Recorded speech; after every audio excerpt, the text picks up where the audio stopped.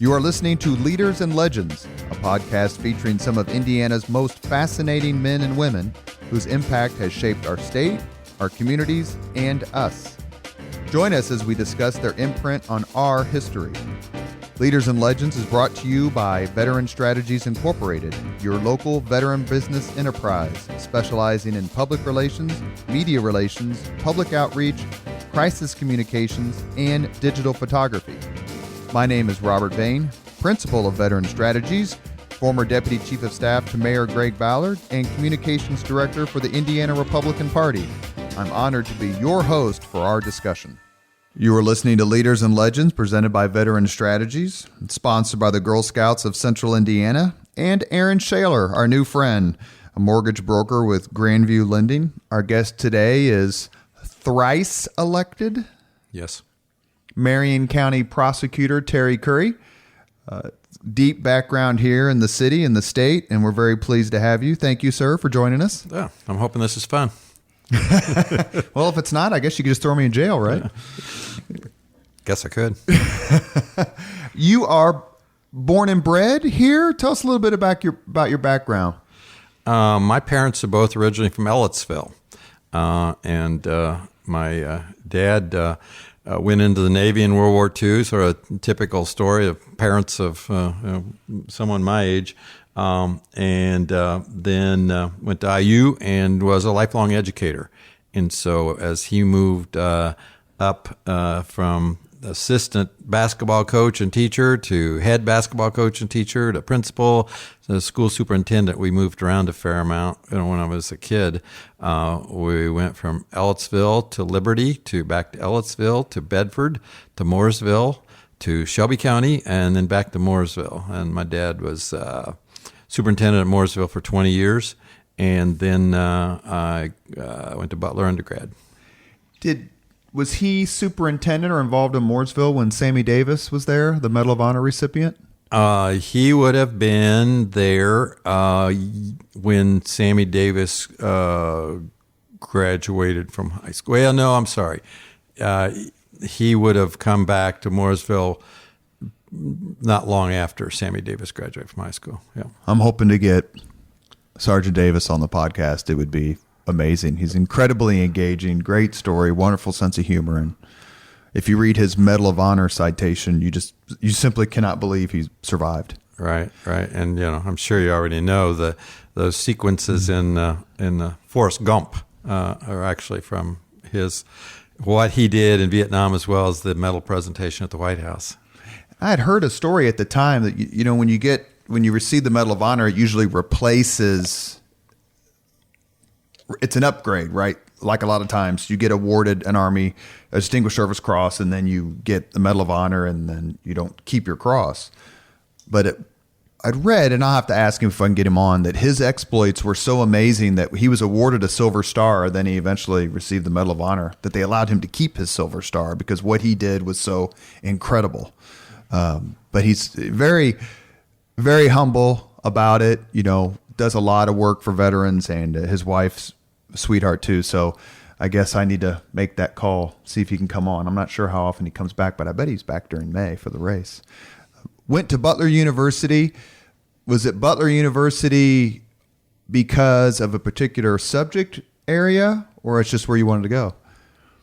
This is beyond embarrassing to admit, but I was looking to go somewhere where I could play both golf and basketball.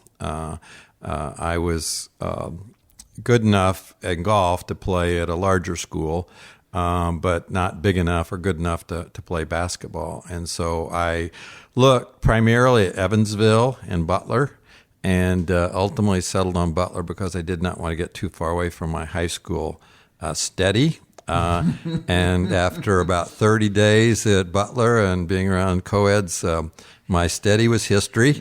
But even though I made the decision for really stupid reasons, I don't regret a thing. My experience at Butler was great. It's a great education, great school, and everything's worked out very well. Were you recruited to play basketball? Did Tony Hinkle recruit you? Was he still around then? Not specifically recruited, and you're going to think I'm making this up. But my high school basketball coach was actually a former Butler player. His name was Larry Ramey, and he had played at Butler. And so that was part of the Butler connection.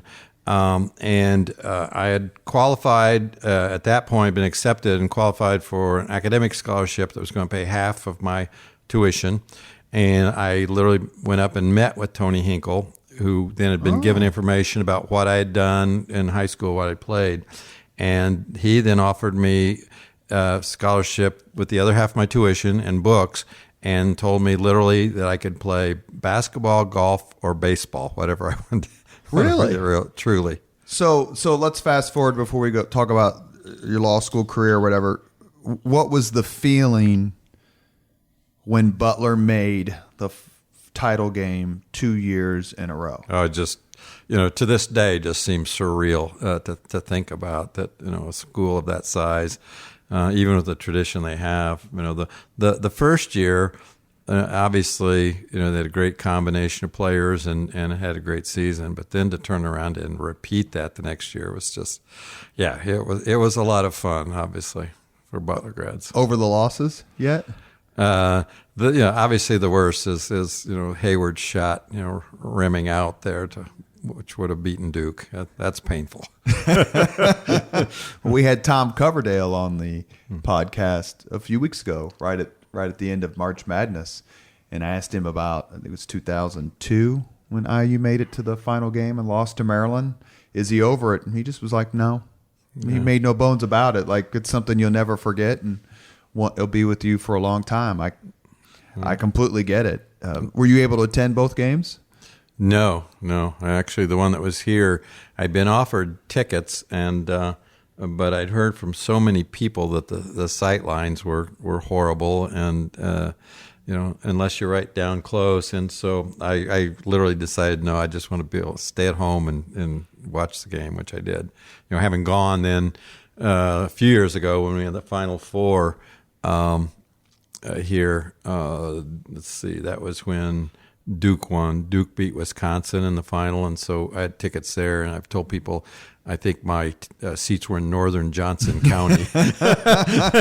Basketball games at Lucas Oil Stadium what the tickets, it's what the economics demand, but I couldn't imagine it. So I did actually play my freshman year at Butler. I'm so old that I don't know if you would recall, but for a period of time, freshmen could not play in Division I schools, could not play in major sports, and so schools still had separate freshman teams for basketball, football, and baseball. And so I played both golf and basketball my freshman year, and then after that, just played golf all 4 years. I think it's the famous story that Kareem Abdul-Jabbar, at the time Lou Alcindor, went to UCLA, couldn't play his freshman year, played the next 3 years. His overall record in college was 88-2. His freshman team repeatedly beat the varsity team at UCLA, which was a 4-time defending national championship team. That's how good. That's exactly right. And at the same time frame, George McGinnis and Steve Downing, as a freshman team at IU, beat the varsity in the preseason scrimmage also. Yeah, so it tells you how much college sports has changed from you can play 1 year and leave, or to your freshman year you couldn't play. What made you decide to go to law school? You went to IU Law School, as I recall. Is that right? And is that something that you wanted to do, be an attorney? Yeah, I had, at the time I was an undergrad at Butler. There's still a lot of schools, and particularly at Butler, referred to some majors as your pre-law major, and in reality it was political science and history. But yes, I anticipated when I went to Butler that's what I wanted to do. My senior year, however, I started working at the Indianapolis News. I was married, had gotten married, and worked at the old Indianapolis News. Then went into the Army for 2 years and came back. And worked for 2 more years at the Indianapolis News, and was not sure then whether I kind of liked journalism, and I wasn't sure, and then finally decided, that I going to law school is what I wanted to do, and unfortunately at that point, I was married, had a child. I'm not sure I could have afforded it, but for the GI Bill. And then I was able to attend law school on the GI Bill. I was going to ask you that. What made you decide to join the military? You must have joined in the early 70s, so that's before the draft was ended. Right. Did you have a high number? I had a very low number, which meant that I was going to get drafted that year. So my fourth year at Butler was 71. And so I knew that I was going to be drafted before the end of the year. Going back to my scholarships were exhausted at that point. I still needed like 6 hours to graduate after the 4 years there. And so I went ahead and did a 2-year enlistment just to get started on it, because it was inevitable that was going to happen in 1971. So I did a 2-year enlistment. Do you remember your draft number? 89. Everybody remembers it. It was you can't conceive now in 2019 what a huge deal the draft was in the late 60s and early 70s, for obvious reasons, for Vietnam, and that your number was how you was going to dictate the next few years of your life. Yeah. And everyone has similar stories, people of my age who went through that. But, in my situation, one of my best friends had a similar number, and he was drafted before the year end. But on the other hand, two of my best friends had wrecked their knees playing freshman football, and they had real high numbers. So they were never going to get drafted, but they wouldn't have been eligible in any event. What did you find enticing about working in the media? And what exactly did you do for the news? I did just some general reporting, but for the most part, I covered federal government, which was primarily federal courts. And so I covered the federal courts. Also did, there was not a specific person who did concert reviews or album reviews, that sort of thing. And so all of our younger staff members sort of passed that around. So I did some of that. And I just enjoyed it. I have decent writing skills, and I think one skill that I have that's served me well, but first as a reporter and now as a trial attorney, is I can be a pretty quick learn, and being a trial attorney, in any given subject, you have to be able to learn enough to be conversant on it, at least for that week of trial, being a reporter, it was very similar, that on any given subject, you would need to research enough to be able to intelligently discuss it and obviously describe it for purpose of an article. So I did enjoy it, but then a couple of friends of mine who had laid out a couple of years after undergrad had started law school, and so I started thinking about it again, and I can't imagine now that I would have done anything else than do that. We had Bill Benner on the podcast a while ago. Do you remember him there? Oh, sure. Absolutely. And they were on the Star side, of course. Right. And as you know, the Indianapolis News, the Star and News were both owned by the Pulliam family, and the News was the afternoon paper. So there was really not any overlap between the staffs as such, but yeah, obviously you knew who the Star reporters were. Do you remember any of the concerts you reviewed? Freaking Strawberry Alarm Clock and Matt the Hoople and I did a review of he's a movie star. Wrote drawing a blank. He had he also played country music. I can picture him. Me and Bobby McGee, he wrote that song. Yeah, Chris Christopherson. Yeah. He played at like the Ritz or one of those places out on the east side. Only played for about 30 minutes, was clearly drunk or high, surly, worst concert. So that was one. I did a review of Bob Dylan and the band when they did the... Robbie Roberts and the band? Yeah, when they did their final tour. They played at Assembly Hall in IU. I did a review of John Hyatt's very first album. John Hyatt's from Indy, and his mom worked with one of my fraternity brother's sisters, and learned that I did the reviews. And literally, I came into the newsroom one day, and they said, "This woman wants to see," and it was John Hyatt's mother who brought me the album and asked if I could review it. I did. I have that album to this day. I still have it. Did you hanging around the observatory? That was the name of the album. Well, we had Mark Allen on the podcast to talk about a lot of the things he reviewed, and actually Lundquist from the Star is going to come on. Excuse me, David Lindquist from the Star is going to come on and talk about a lot of the things that he did. That seems to be a pretty darn good way to make a living.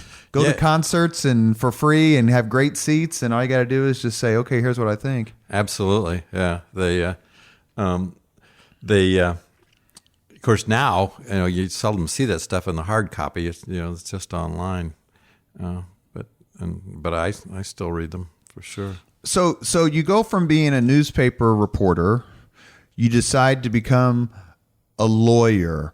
Are there any other occupations that poll at 8% popularity that you'd like to share with us that you decided to take your hand at? IRS agent? Anything else? You seem to be kind of like someone who doesn't shy away from doing the tough job. Well, even once I started practicing law, once I graduated from law school, I think that some thought I couldn't hold a job. I like to think of it as new challenges, but even once I graduated, I initially worked at a firm, a small litigation boutique firm, Summer Bard here in town, and worked there for about 4 years. Literally, I had lunch one day with John Tinder, who at that time was chief deputy in Steve Goldsmith's office, and after we chit-chatted, had lunch, he called me the next day and said, "Hey, would you have any interest in coming over here and doing white-collar crime?" I was like, "Yeah, that sounds like fun." So I went over there for 3 years under Steve Goldsmith, went back to the same firm as a partner, worked there about 5 more years, hated it, and missed being at the prosecutor's office. And so I went back to the prosecutor's at the very start of Jeff Modissett's term and worked there 3 more years. Then I hung out a shingle for a period of time, and had solo practice. What drew you to being a prosecutor? And I noticed that you've got a terrific reputation in the political world as someone who plays it straight. You worked for Goldsmith, you worked for Modisette. So let's just throw politics out for a second, and we'll get to your run in 2010 when you won the first time. But is being in the prosecutor's office seen as the white hat, like you're the good guys and the other folks are quote unquote the bad guys? Is it that sort of thing, or what draws you to the office, to working with that team, doing that job, putting people in jail? I wouldn't view the description as that stark, in terms of white hats. I mean, clearly, our responsibility is to prosecute any crime that touches upon Marion County, but that doesn't mean that we resolve 30,000 criminal cases a year. That doesn't mean we're looking to put 30,000 people in prison. In any particular situation, the circumstances might dictate that we need to find a way to get that person out of the criminal justice system. And so, I guess as a general proposition, how we describe why I love doing it and why I think everyone in our office enjoys doing it is just the gratification of getting a result for people who have been victimized by a crime. Now, in some circumstances, that means someone needs to go to prison, and they need to go to prison not only as getting justice for the victimized person, but people who have demonstrated they shouldn't be living among us. But at the very other end of the spectrum, for me personally, we get significant gratification out of finding alternative ways to get individuals out of the criminal justice system and hopefully on a path where they're going to become productive members of our community. Well, 50 years ago, the white hat was Perry Mason. And it seems in the last 10 to 20 years, the white hat is Jack McCoy from Law and Order. Do you get? You had to describe who that was. I wouldn't have known who that was. I do not watch law shows, TV shows, movies. But you don't like shows that depict courtrooms or movies that depict like courtroom dramas? Oh, it's not that I dislike them. It's just, those of us who do it know how unrealistic it is. And something like Law and Order where the prosecutors actually lose. I remember Judge Altice, who's now Justice Altice. Justice Altice. No, he is Court judge. of Appeals. He's Court of Appeals judge. Yeah. Only judge. Supreme Court is justice. Thank you. Yeah. I talked to him about it one time when I was in one of my Law and Order phases, which I've of course bequeathed to my kids. And he said, I like this show. He goes, the show doesn't always get it right. He goes, but it's nice to know that they actually lose because Perry Mason famously won every case. But it did seem to shift the focus towards the prosecutor's side of things and how hard these guys work for very little to no money.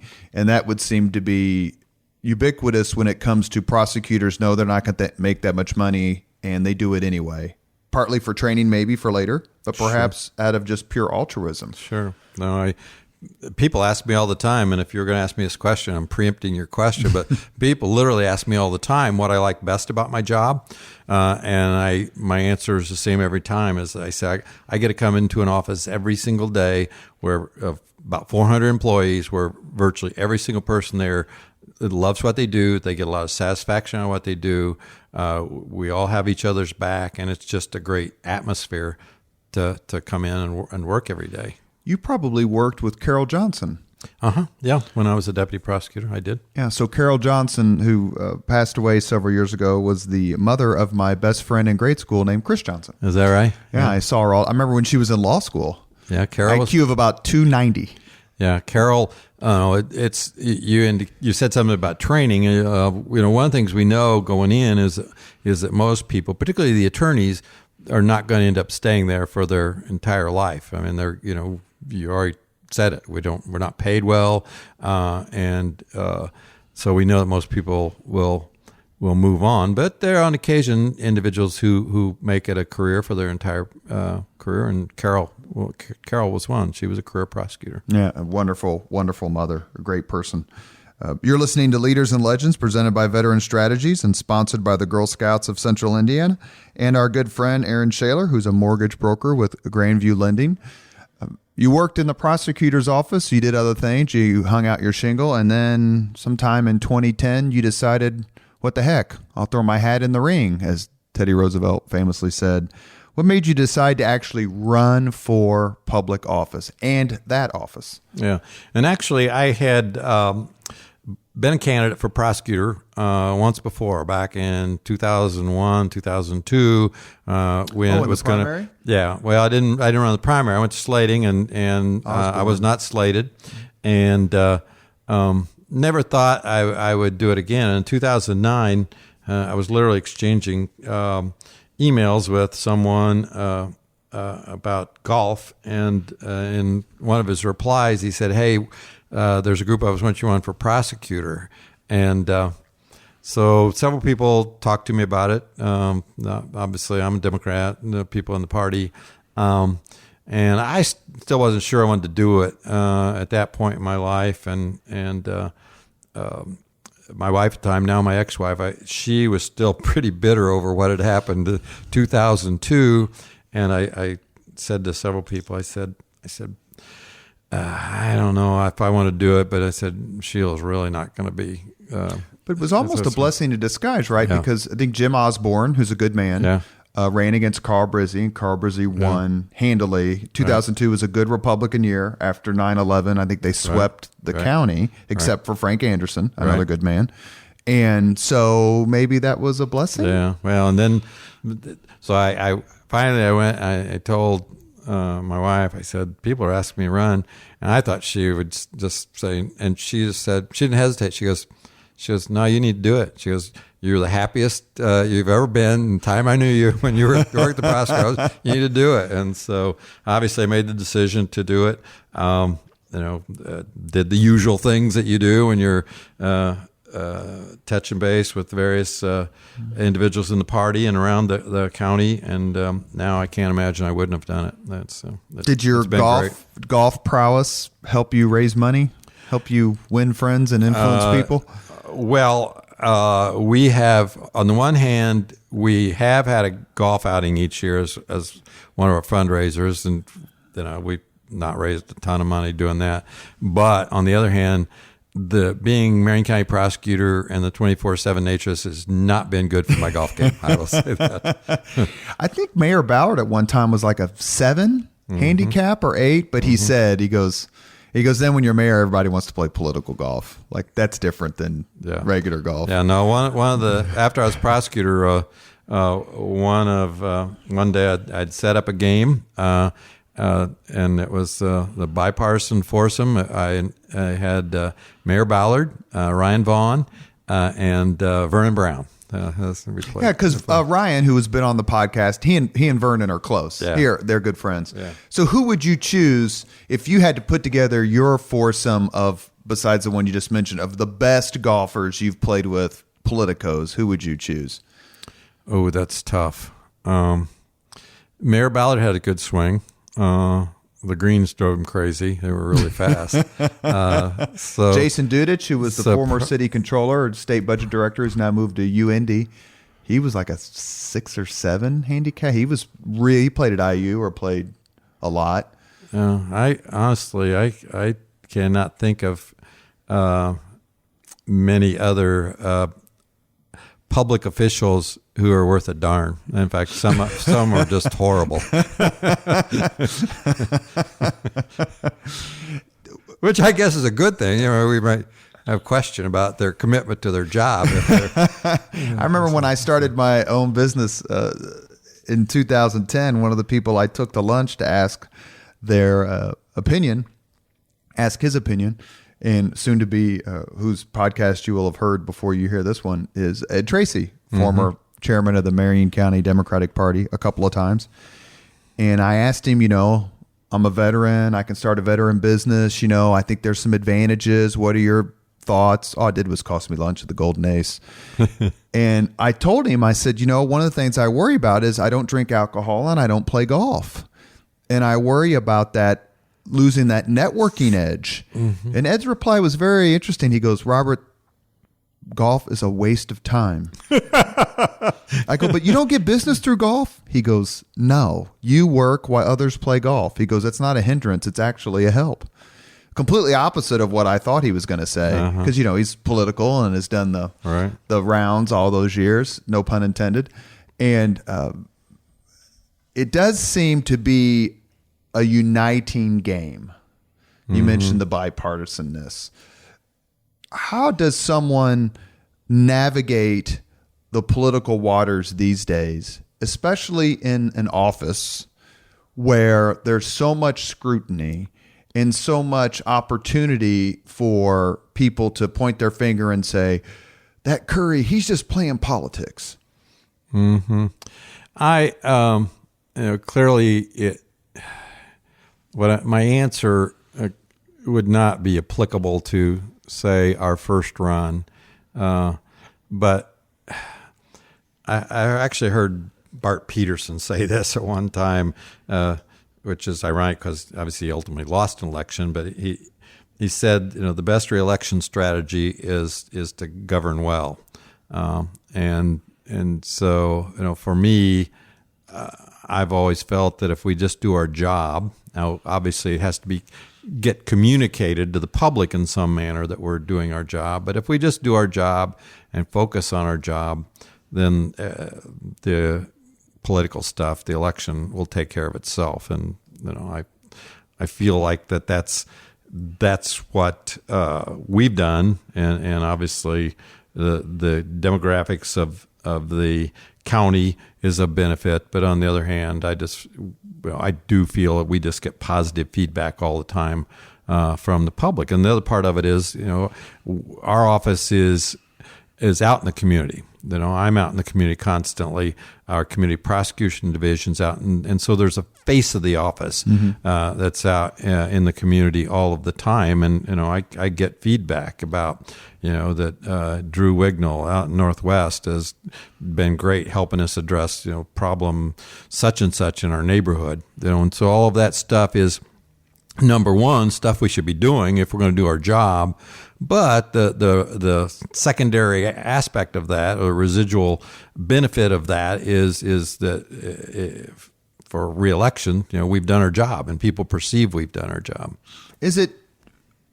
I would say, along with the sheriff and the mayor, the highest profile jobs in Marion County. But you also have to work with the state. You also have to work with the feds. Is it hard to maintain a balance and not? And this isn't about personalities per se, because there's good people in all these offices or hold these positions. But in a sense, does it stuff become territorial, or is it more like, Terry, I'm happy if you handle that, or we're happy to throw this to the feds, that sort of thing, because they're high profile and kind of high risk, high reward positions. Mm-hmm.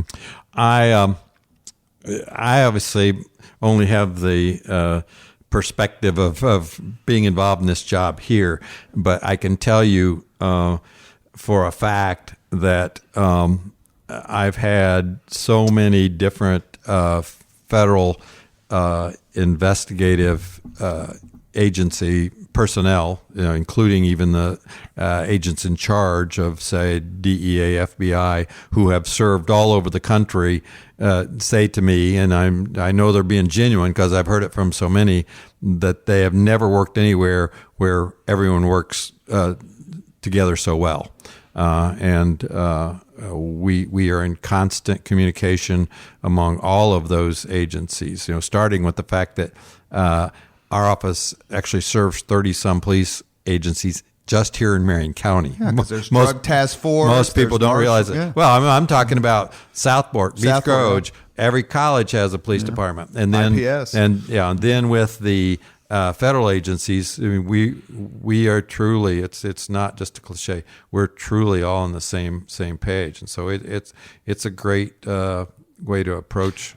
And do your ties here help? I mean, I'm gonna make a guess here. Correct if I'm wrong, but I would imagine you've known Marion County Sheriff and future podcast guest Kerry Forstall for I mean, you had to have known him for a long time. Yeah, absolutely. In many ways, and Mayor Hogsett, you've probably known him for a while. Yeah. I mean, all that has to help. I say all the time, I've known Joe since he used to be fun. Mayor, we'd love to have you on. That wasn't me. No, I've told him that. I'm not sure he disagrees with me. Well, he's got a big job. The mayor of 1 million people is a big job. He has a big job. Is it the mayors are kind of, there's a club. There's one of the best books I've ever read and would recommend to anyone who likes history and likes American or modern American presidential history. It's a book called The President's Club. And I think it's Nancy Gibbs maybe and Michael Duffy, but it's a book about how ex-presidents got along with their successors.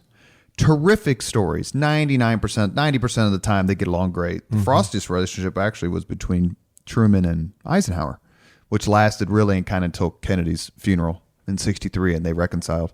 But anyway, mayors kind of famously have a club, Greg Ballard and Bart Peterson and Lugar and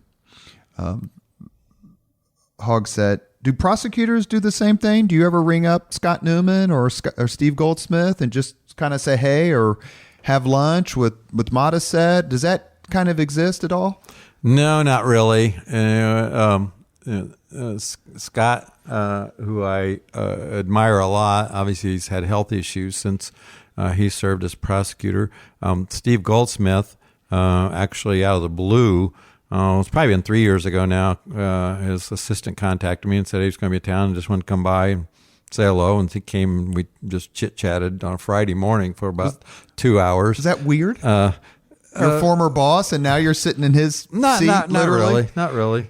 Modisette moved to California, so he's not even around here at this point. But so no, not really. I mean, what happens more is, I suppose just like any profession where people work together, is I'm still in touch with lots of attorneys here in town who were deputy prosecutors. When I was a deputy prosecutor, back when we all had hair and were younger, and so clearly, that group. You develop a real bond, working in our office. There's no question.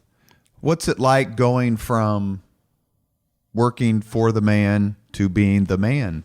What's the difference? Do you have more sympathy? Do you have more empathy? Do you have more understanding of what your $45,000 a year sex crimes prosecutor has to deal with? Yeah, I think that's accurate. I mean, I think that's fair. And one of the things that we've tried to do from day one is to make sure, an office of 400 people that no one thinks that they're being neglected. Our child support division, which I'm not criticizing any of my predecessors. I think they were always treated like the bastard stepchild, if I can say that on your podcast. You can. Over the years. And they do. But that's real money for real people. They who do are very, very on that. important. When we have 50,000 open child support files, we collect $100 million a year in child support for custodial parents. It's significant work, and so. I think one thing, when you're a deputy, you're in your little, silo. In my case, I was doing white collar crime and some street crime cases. But I guess as the prosecutor, as I should, I've got the big picture, of our office and what makes it work. I mean, it's significant as we have this conversation. This is Administrative Professionals Week right now, and so I think in one way, that I'm conscious of the fact that when we're trying to get our employees paid appropriately, we're not only talking about our attorneys right out of law school. It's people are coming in as our paralegals, our victim advocates, and the work they do is just as significant as everyone else in the office. Forgive the phrasing, but is it a crime how little prosecutors are paid? Absolutely. We lost last year 62 attorneys in the year. No, I'm sorry, 32. 32 last year. And so, and the vast majority of the attorneys we've lost in the last couple of years have not gone to law firms or private practice. They've gone to other prosecutors' offices where they have smaller offices, so that's smaller budgets, and they can afford to pay $15,000, $20,000 more. So I respect Fatty Codora, the city county controller right now, and Fatty has done a great job, but he probably cringes every time he gets my email because we're just working very hard. And then I will say this: we've made a lot of progress in the last couple of years. But I mean, the idea that young people are coming out of law school, with student debt, and then doing very, very important work for the public and getting paid, what our attorneys are paid is exceedingly unfortunate. What's the average? A rough idea what the average would be? We have. Our brand new attorneys right out of law school start at $48,000. Our major felony prosecutors, non-supervisor major felony prosecutors, are all probably making 60 to high 60s. These are people who are prosecuting murder cases and the most serious offenses. We had an attorney who retired at the during my first term. He had been there for 38 years as a deputy prosecutor. It was at that point the highest paid deputy in the office, and he was making $92,000. And he could have tripled, quadrupled that on the outside if he had chosen to go that route, perhaps? Yep. The law profession gets a beating. I'm not here to defend it necessarily. Some of us deserved. Well, Shakespeare didn't do it any good.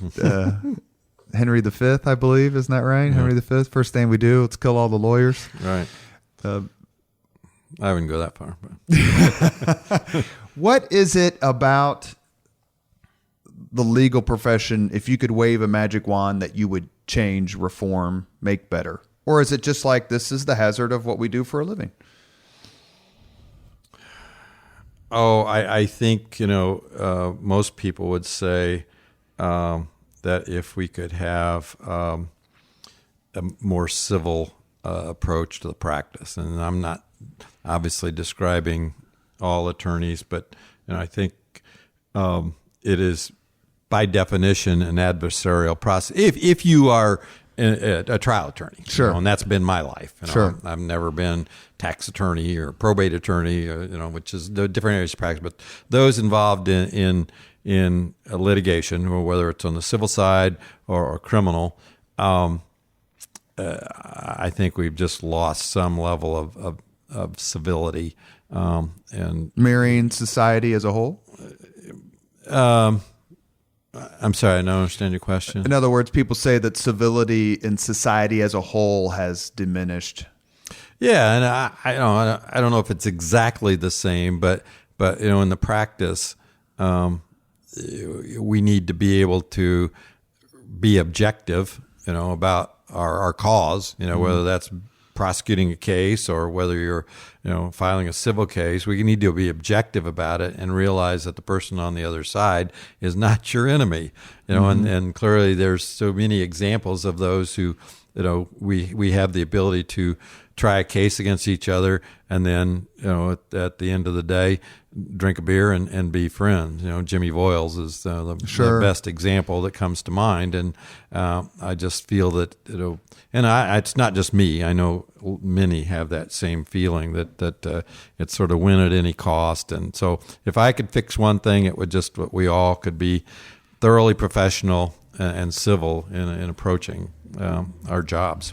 What's it like as a trial attorney at the prosecutor's office to win, to turn around and look at the family of a victim and know that you've helped bring a sense of closure or justice? And then what's it like to turn around and look them in the eye after you lose? Yeah. I guarantee you that every single major felony deputy prosecutor would tell you that if you've won a horrible sex crimes case or a homicide, just to get that hug that you get from the victim or the victim's family, it sounds corny, but that's what makes it worthwhile. And for me, it's interesting too that it's sort of an unspoken understanding in the office that's why we do this work, but we don't go around wearing it on our sleeve. No one goes around talking to each other within the office about that. But in this context, I can describe it for you. I guarantee you that's what every single deputy prosecutor would say. And then sometimes first of all, if you're going to be a trial attorney, you're going to lose cases. That's a given. There are going to come circumstances where you lose a case. How do you get over it? I just can't understand how you could get over it. And it is difficult. And there are occasions when that the victim might have hard feelings, but I think for the most part they see how hard we work. They see how much we put into it, and they appreciate, even though they're horribly disappointed, they appreciate that we've made the effort. But I tried, when I was a deputy prosecutor, I tried a 9-week securities fraud trial. The jury was out 4 days, and eventually came back with not guilty after 4 days. Oh yeah, I wanted to slip my wrist at that point. When was the last time you were in the elevator, on the treadmill, driving a car, and a case you lost just flashed in your mind, and you're like, man, I should have won that, or God, I can't believe I lost that? You don't have to say the case, obviously, but is that something that happens? Oh, yeah, you think about it. Yeah, no question. A friend of mine was murdered in 1997, I believe. His name's Jeff Fosnot, best basketball player he ever would have met. He was killed at a bar in John Wayne's. named John Wayne's in Southport. And it's the only time I was ever in the courtroom for something like that. And actually, his parents let me live in their basement for 2 months before I went in the military, December, January, 1986, 1987. And he's one of my very best friends, and it's a loss we all still feel to this day. His birthday was just in early April. But to see the look on their faces that the man who killed their son was just going to walk away a free man, it was devastating. And I'm related to it through friendship. Mm-hmm. But if that was my job, is to put that man in jail, and I didn't do it, it just makes me respect the profession of prosecuting, if that's the right term, even more, because you are so invested. The famous, and wouldn't ever ask you about the trial, that would be unfair, but the famous or infamous heart-wrenching video of Goldman's sister and father after the OJ verdict, where you just watch that family just be devastated. Does that drive you to stay in the game, or does sometimes it just makes it too painful to be in the game? And I use game colloquially, of course. Right. No, I think, if you as you go into this, you have to go in with the realization that could be a result. If you're going, like I said, if you're going to be a trial attorney, you have to understand that you're going to occasionally lose a case. And that all you can do is the best you can do and put everything into it. I mean, one thing that I wish the public understood is the challenges we face, to prosecute cases, with just witnesses recanting on us, witnesses, dodging us. That it is a challenge, and I'm incredibly proud of our office and the success we have, given the challenges that we do face every single week. But again, what makes it worthwhile is the successes that you do have. And for me, even though at this point, I wish I had more time. I tried one case the first term. I tried one case the second term. I'm handling the case currently, so I don't get to try cases a lot, but I do pretty frequently get feedback, where someone will drop me a note about how much they appreciate our office did, and naming obviously the various staff members who worked on their case, and so you just keep doing the job week after week, knowing that you will have those successes and dealing with the disappointments. I mean, your comment about your friend, one of the things that we have to do just every single week is meeting with people who have either they've been victimized by crime or being the families of homicide victims, and frequently in homicide cases where there's a potential consideration of death penalty or life without parole, I meet with the families also, and I every time I am in one of those meetings, the same thing occurs to me, which is I realize myself that I can't begin to comprehend the anger and grief that you must experience from losing a family member or a friend to a violent crime. It's just, it's destructive to all of us, and we still think of him and talk about him and text about him and remember him all the time. He was a singularly lively individual, and it's still awful. We don't ever let it go. And the other thing that kind of inspires me in this regard is I am always just I don't know if humbled's the right word, but just it's incredible to see how often individuals in that situation ultimately handle their loss with dignity and grace. And Joe and Spencer Moore, who are retired police officers who lost their son David Moore, are the perfect example of that. And clearly they have the ability to summon, something, an energy and a faith to move past it, and it's something that I've seen over and over and over. We have just a few minutes before we start the 5 questions, so if we can get through 2 or 3 things quickly, I wanted to ask you about, and you may not be able to answer, but I wanted to give you a chance to chat about it.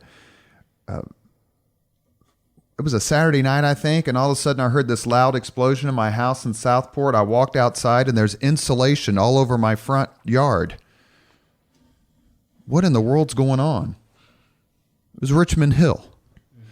So I'm not trying to put words in your mouth, but when you look at the case, and this is just obviously based on my reading from media reports, I have no inside knowledge. You just want to go, kind of ignorant hilljacks decided to do this. Like, what in the world are you thinking? That you think that we're not going to discover what this was all about? Like, this was a no-brainer. Not a no-brainer, but like, it wasn't exactly some sort of deep thinking Einsteinian conspiracy. Now, I know you may not be able to comment that way, but when you get to something like Richmond Hill, the tragedy is terrible, but do you just shake your head and go, what in the world are you guys thinking? Oh, certainly, yeah. And one of the things I said more than once after that happened, if the public or individuals who are inclined to do that knew the level of sophistication of the arson investigators and ATF, you would never think about doing that, because clearly they understood from the first moment there were clues. I mean, I'll give you one example, is that the microwave had blown from inside out.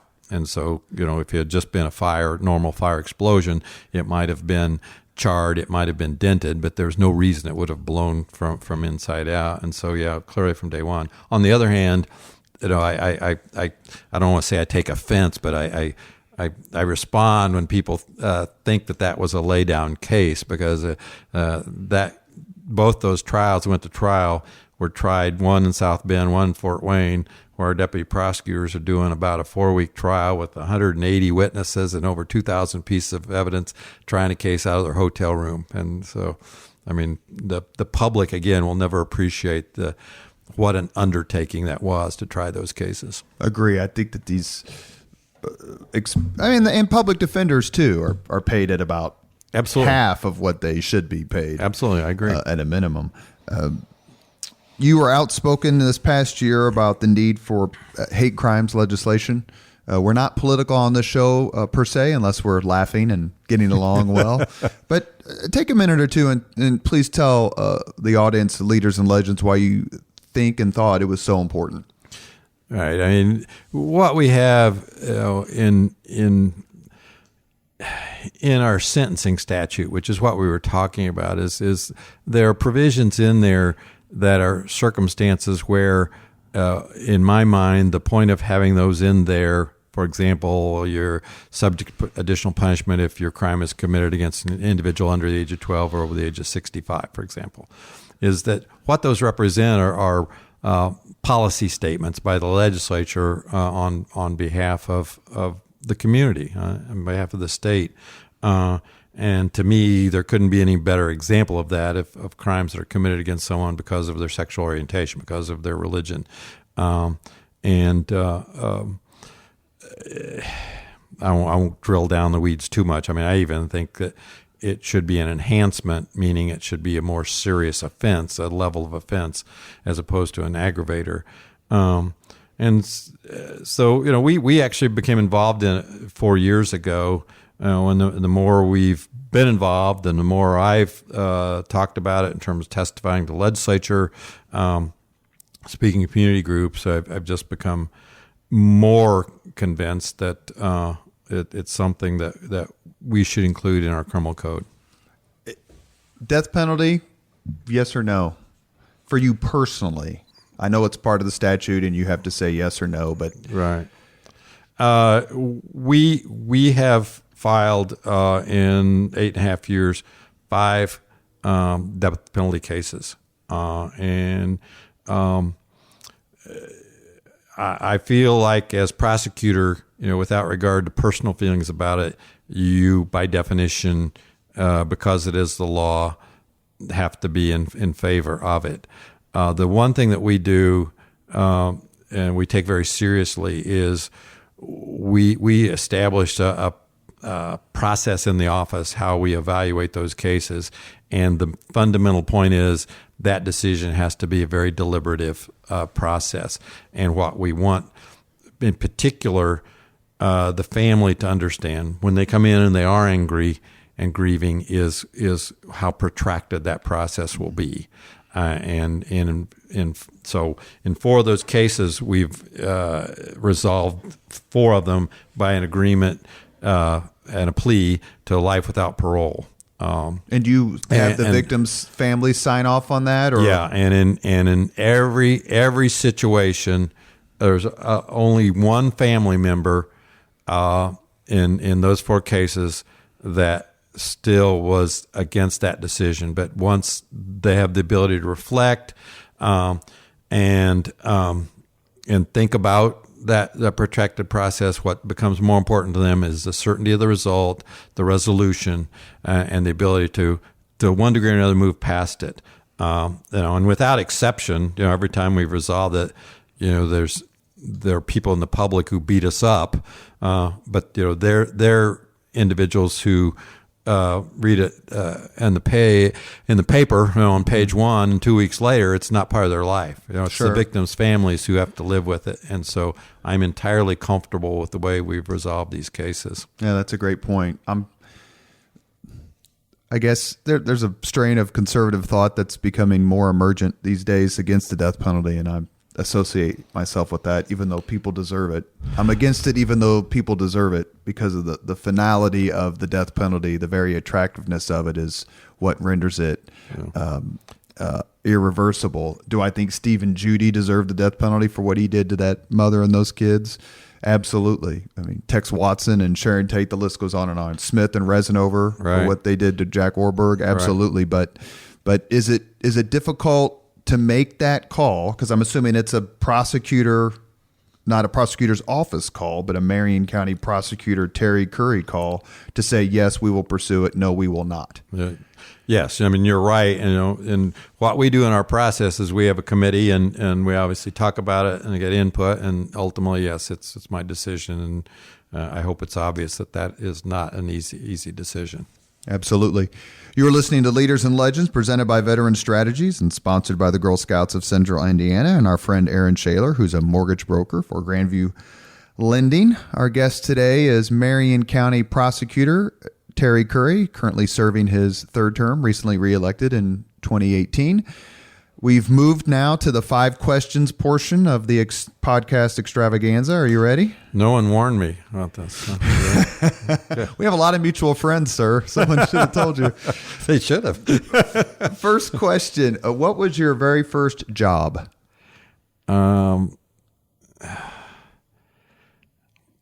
Paying job? Yes, sir.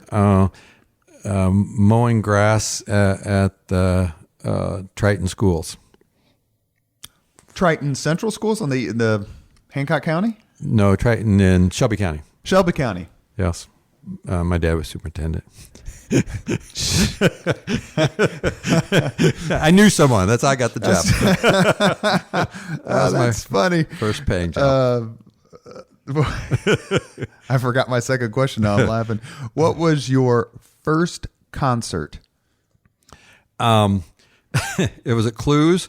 It was the Love and Spoonful and the Association. That's 68, 69? I was senior in high school and took the steady that I abandoned. Let's go to Clues Hall, honey, where I'm going to attend school and abandon you in a year. What if you could recommend any book to and the someone? Association were the headliners, by the way. Over Love and Spoonful? Yeah, if you can imagine that. I can't in hindsight, but yeah, that's true. That's true. If you could recommend any book to someone to read, which book would you recommend? Because it's well written, because of its impact. You don't want me to say this. Sure. Audacity of Hope. No, we're a friendly show. Yeah. We're happy people here on Leaders and Legends. Why? Because of his message? We're obviously talking about a book by former President Barack Obama. Yeah, just it to me, it indicated a different direction, in the way we were going to approach, and I think to a certain extent that's what happened. Not entirely, and So you remain a fan? I am a fan, big fan, most definitely. Were you? Did you endorse him over Hillary Clinton? I guess in '08 you weren't in office yet. No, I wasn't in office. Yeah. But you were part of it. Because there was a little bit of a divide in the state among Democrats. And I'm not sure anyone seeks my endorsement for president. We got 20 candidates yet, and I haven't gotten a call from one of them Mayor yet. Pete, I got Terry Curry's number. Yeah. I actually ran the Mayor Pete in 2010. That was when he ran for treasurer. Oh, yeah, that's right. That's when I met him. And when at the time, obviously, without regard to people's politics, I had the same reaction. It's like, God, this guy's bright and just real unassuming, just think about that before we get to the last two questions. We'll say this very quickly. 2010, he runs for treasurer against Richard Murdoch. Mm-hmm. Great Republican year. Murdoch wins by 15, 20 points over Pete Buttigieg. 2012, Murdoch is 15 minutes away from being a United States Senator, to quote Mike McDaniel. Now, Murdoch's out of politics. Pete becomes Mayor Pete. He's running for president, riding one of the most positive media waves we've probably seen since Barack Obama in 2008. That's fair. That's an interesting... Anyone who thinks there are permanent trends in politics or permanent popularity among politicians is ignorant of history, A, and is whistling past the graveyard, B. Fourth question, if you could witness any event in history, which would you choose? Be there as it happens. I don't know, just randomly off the top of my head, Gettysburg Address. Which was widely panned at the time. You Lincoln aficionado, are you? No, not necessarily. But my wife and I are both just complete nerds about historical stuff, and so go to Boston and walk the Patriot Trail and read every single word of the plaques. Just all of that would have been. Then you'll love fascinating to me to witness, to be witness to. You'll love our podcast coming up with Peter Carmichael, who is a graduate of Pike, went to IPUI, got his PhD from Penn State, but is currently the head of the Civil War Institute at Gettysburg College. And it was a fascinating discussion. I think it's a 4-hour podcast. I just wouldn't stop. And a good friend of mine, so I couldn't stop asking him questions.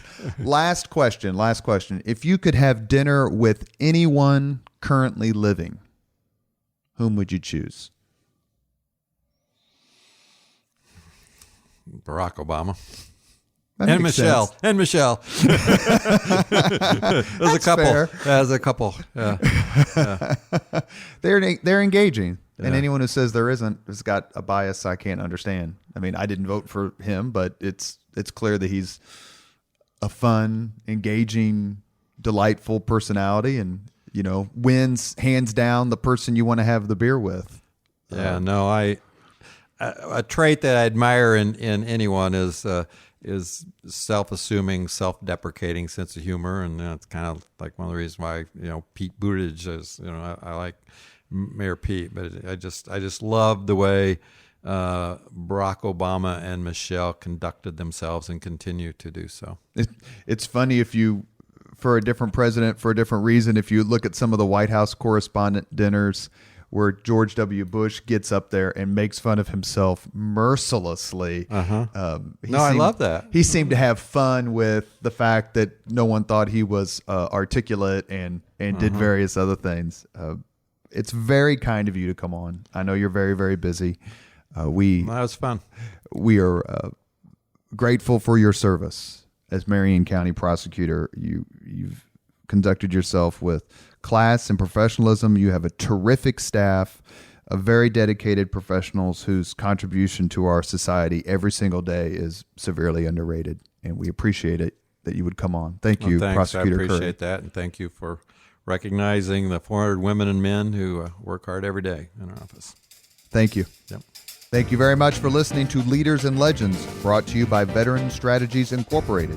If you want to contact us about this program or our menu of public relations services, please send us an email at robert@veteranstrategies.com. That's robert@veteranstrategies.com.